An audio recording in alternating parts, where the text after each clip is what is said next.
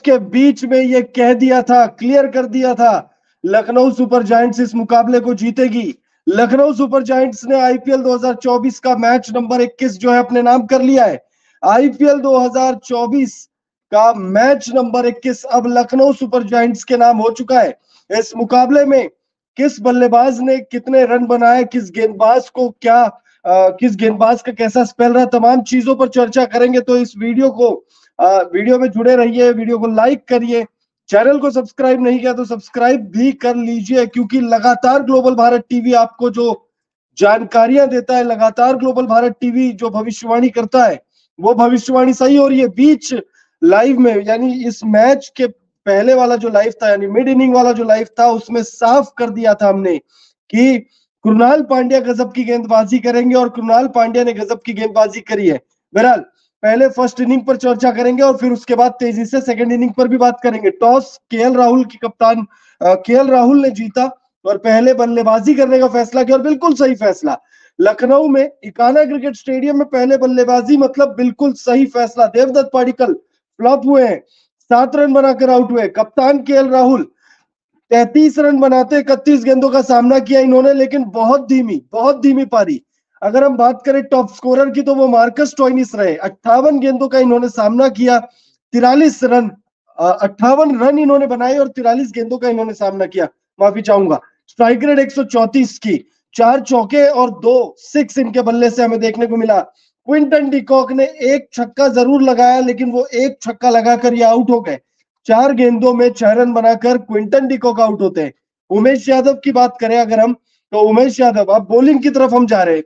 जो बड़े स्कोर्स थे हमने वो आपको ग्राफिक्स के माध्यम से दिखाए।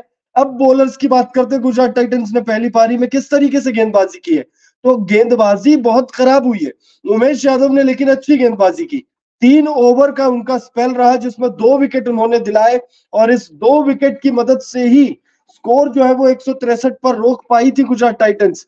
आगे बढ़े, अगर राशिद करामती खान की अगर हम बात करें तो राशिद खान ने 4 ओवर का स्पेल डाला और अपने 4 ओवर के कोटे में उन्होंने 28 रन खर्च किए। 7 की इकॉनमी, T20 क्रिकेट में 7 की इकॉनमी उतनी कोई ज्यादा इकॉनमी नहीं कही जाती है, लेकिन आप अगर कंसीडर करें कि एकाना क्रिकेट स्टेडियम में यह मैच खेली जा रही थी और इस मैच में जहां पर स्पिनर्स को मदद मिलती है वहां पर 7 की इकॉनमी, वो भी राशिद खान जैसे गेंदबाज से, तो वो बहुत ज्यादा नजर आती है। वो भी अगर आप दूसरे यानी जो लखनऊ के स्पिनर्स को जिस तरीके से गेंदबाजी या जिस तरीके का उनका स्पेल रहा, अगर आप उन्हें नजर डालेंगे, उस पर नजर डालेंगे, तो आप कहेंगे कि भाई राशिद खान तो बहुत बहुत पिटे आज, क्योंकि उन्होंने 28 रन खर्च कर दिए, 7 की इकॉनमी से उन्होंने गेंदबाजी की है। आगे बढ़ते हैं दर्शन नालकंडे की तरफ, अगर हम देखें उनका स्पेल, तो अच्छा स्पेल रहा उनका। 2 ओवर उन्होंने गेंदबाजी की, 2 विकेट उनको मिला है, 21 रन खर्च किए। थोड़े महंगे जरूर रहे, लेकिन विकेटलेस रहने से तो बेटर है कि आप 10 साढ़े 10 की इकॉनमी से गेंदबाजी करो और 2 विकेट तो कम से कम ले लो। अब आगे मोहित शर्मा की बात करेंगे। मोहित शर्मा आज महंगे भी रहे और विकेटलेस भी रहे। अमूमन ऐसा होता नहीं है मोहित शर्मा विकेटलेस रहे। मोहित शर्मा, आंद्रे रसल, जसप्रीत बुमराह, संदीप शर्मा, ये कुछ बड़े नाम है जो विकेटलेस रहे, ऐसा अक्सर होता नहीं है। मोहित शर्मा आज के मुकाबले में विकेटलेस रहे। 3 ओवर का स्पेल रहा, 34 रन खर्च किए, और कप्तान साहब ने तो इन्हें इनका जो 4 ओवर का कोटा है वो पूरा नहीं करने दिया, क्योंकि महंगे भाई थोड़ा ज्यादा साबित हो रहे थे। नूर अहमद की बात करते हैं, देखिए विकेटलेस रहे लेकिन 4 ओवर में मात्र 22 रन खर्च करते हैं और 5.50 की इकॉनमी से गेंदबाजी करते हैं। ये होता है इकाना क्रिकेट स्टेडियम में, ये आइडियल होता है, ये इकॉनमी आइडियल इकॉनमी है। अब 164 रन चेस करने थे। मिड इनिंग में साफ शब्दों में कह दिया था मैंने कि अगर इस मुकाबले को जीतना है तो गिल और जो टॉप ऑर्डर के बल्लेबाज है उन्हें बेहतर प्रदर्शन करने की जरूरत है। अगर आप लोअर ऑर्डर के बल्लेबाजों पर प्रेशर डालोगे तो ये मुकाबला आप नहीं जीत सकते।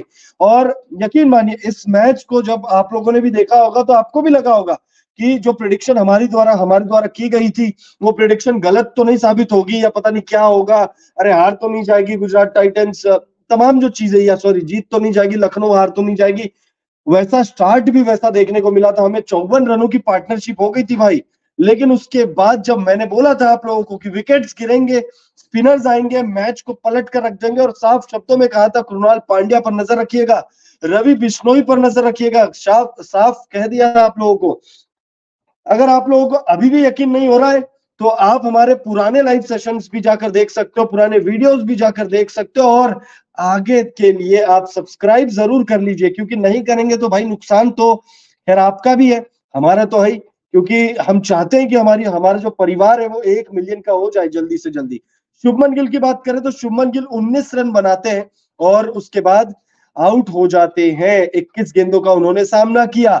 आगे बढ़े अगर हम, तो दर्शन नालकंडे ने भी आज जो है मतलब बल्ले से जौहर दिखाने की कोशिश तो की, लेकिन भाई जब टॉप ऑर्डर का बल्लेबाज कुछ नहीं कर पाएगा तो दर्शन नालकंडे जैसे लोअर ऑर्डर के बल्लेबाज क्या कर पाएंगे। शरद बिहार, इन्हें आज मौका मिला लेकिन ये मौके को भुना नहीं पाए। भाई अगर मौकों को भुनाओगे नहीं तो फिर आगे कैसे मौके मिलेंगे। डेविड मिलर नहीं थे आज तो आपको मौका मिला, आपको मौका भुनाना था। केन विलियमसन ने पिछले मुकाबले में अच्छी बल्लेबाजी की थी लेकिन इस मुकाबले में मात्र 1 रन बनाकर आउट हो गए, वो भी 5 गेंदों का सामना करके। मतलब रन तो कम बनाए बनाए, साथ में आपने गेंद भी खा लिए। साई सुदर्शन शुभमन गिल के साथ आज पारी का आगाज करने आए थे। साई सुदर्शन और शुभमन गिल ने 54 रनों की पार्टनरशिप की थी, लेकिन ये पार्टनरशिप आगे बढ़ी नहीं हो पाई, और जैसे ही 54 पर पहला विकेट गिरा उसके बाद 56 पर दूसरा गिरता है, 58 पर तीसरा, 61 पर चौथा, 80 रनों पर पांचवा, 93 रनों पर छठा, 93 पर सातवां, 102 पर 8, 126 रनों पर 9 विकेट और 130 पर तो टीम ही सिमट जाती है। तो भाई जो हमने प्रेडिक्शन दिया था कि एक बार विकेट गिरने शुरू होंगे उसके बाद तो आप भूल जाइए भाई, भूल जाइए कि गुजरात टाइटंस से मुकाबला जीतेगी। विजय शंकर से बहुत ज्यादा उम्मीद है। विजय शंकर भाई क्या कर रहे हो? क्या मतलब कुछ साल पहले इनको लेकर एक मीम चली थी कि he bats, he is like Jasprit Bumrah and Virat Kohli. Vijay Shankar Jasprit Bumrah और विराट कोहली का मिश्रण है, बस फर्क इतना है कि बैटिंग बुमराह जैसी है और बॉलिंग कोहली जैसी है। तो विजय शंकर इस सीजन वापस वही काम कर रहे हैं। पिछले सीजन और उससे पिछले सीजन 2022 और 23 वाला जो सीजन था विजय शंकर ने अपने आप को प्रूव किया था, लेकिन इस सीजन वापस से वही काम कर रहे हो आप। बैटिंग आपकी बुमराह जैसी, बॉलिंग आपकी कोहली जैसी। तो इसे थोड़ा सा सुधारना होगा अगर गुजरात टाइटंस को। हालांकि गुजरात टाइटंस, अब मैं कह सकता हूं कि गुजरात टाइटंस इस सीजन प्लेऑफ्स क्वालिफाई शायद ना हो पाए, क्योंकि शुभमन गिल होपलेस नजर आते हैं मैदान पर। शुभमन गिल पता नहीं क्यों डर जाते हैं। 24 साल के हैं, सबसे युवा कप्तान है, लेकिन शुभमन गिल डर रहे हैं। आप अगर मैदान पर उन्हें देखेंगे तो वो डरे डरे से रहते हैं, खोए खोए से रहते हैं। आशीष नेहरा के पास चले जाते हैं, राशिद खान के पास चले जाते हैं, डेविड मिलर के पास चले जाते हैं, विकेट कीपर से बात करने लग जाते हैं। मतलब खुद पे थोड़ा सा कॉन्फिडेंस उन्हें लाने की जरूरत है, आवश्यकता है। अगर वो खुद पर कॉन्फिडेंस नहीं लाएंगे तो निश्चित तौर पर खामियाजा जो है वो किसे होगा? खामियाजा होगा टीम को। गुजरात टाइटंस जो है वो बहुत ज्यादा भुगतेगी। जरा सा पॉइंट्स टेबल पर भी नजर डाल लेते हैं हम लोग कि पॉइंट्स टेबल पर क्या हलचल हुआ है इस मुकाबले से पहले और इस मुकाबले के बाद, क्या कुछ हुआ है पॉइंट्स टेबल पर, इसका असर पड़ा है वो देख लेते हैं। आईपीएल 2024 के अपडेटेड पॉइंट्स टेबल आपके स्क्रीन पर है इस समय। राजस्थान रॉयल, देखिए इस मुकाबले से एलएसजी को फायदा हुआ है। एलएसजी तीसरे नंबर पर आई है, एक पायदान ऊपर गई है, और सीएसके एक पायदान नीचे आ गई है। बस इतना ही फर्क है पॉइंट्स टेबल पर। बाकी जो टीम इस मैच से पहले जहां थी वो टीम वही है, बस नेट रन रेट में गुजरात थोड़ी सी पीछे और चली गई है। नंबर 1 पर राजस्थान रॉयल्स है, 4 मुकाबले खेले, 4 मुकाबलों में जीत है और net run rate plus 1.120। KKR की बात करें तो दूसरे नंबर पर इस मैच से पहले भी थी और दूसरे नंबर पर इस मैच के बाद भी है। 3 मैच 3 जीत, नेट रन रेट सबसे बेहतर प्लस 2.518। लखनऊ सुपर जायंट्स इस मैच से पहले चौथे नंबर पर थी, सीएसके तीसरे नंबर पर थी। इस मैच को जीतकर लखनऊ सुपर जायंट्स तीसरे नंबर पर आ गई है और सीएसके खिसक गई है, सीएसके चौथे नंबर पर है। लखनऊ 4 मुकाबलों में अब 3 जीत लखनऊ के नाम हो गया। तो वहीं सीएसके की बात करें तो सीएसके 4 में 2 जीत और 2 हार है। 5वें, 6ठे, 7वें, 8वें, 9वें और 10वें में कोई बदलाव नहीं है।